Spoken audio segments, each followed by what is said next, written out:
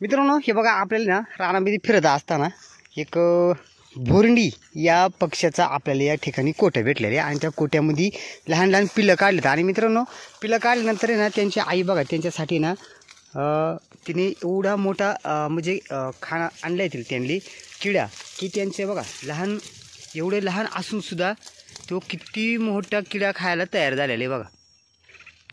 हे बघा मित्रांनो, एवढा लहान असून सुद्धा किती मोठा त्यांच्या आईने त्यांनी खाण्यासाठी एवढा मोठा किडा आणलेले आणि ते पूर्णपणे त्यांच्या तोंडामध्ये पण दिलेले आहे बघा.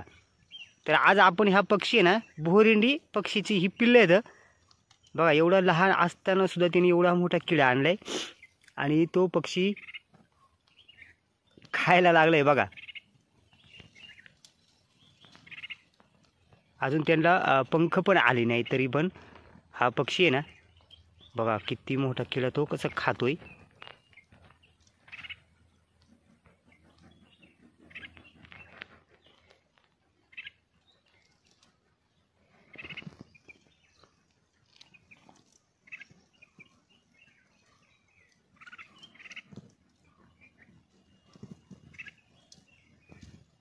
त्यांच्या आईने त्यांना खाण्यासाठी हा किडा आणलेले बघा.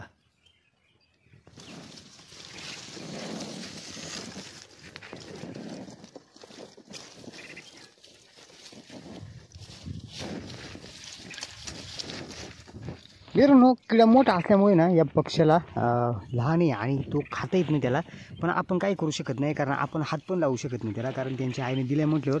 पाहूया मित्रांनो त्यांची आई परत येते का आणि त्यांना कसं खायला घालते हे आपण आता बघणार आहेत पुढं.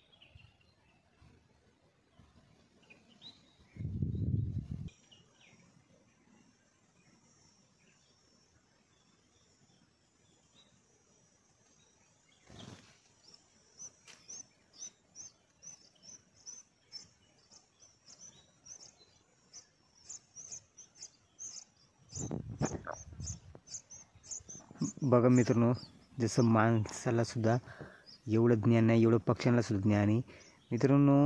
आधी त्या पिल्ल्याला खायला घातलं, नंतर ह्या पिल्ल्याला खायला घातलंय बघा.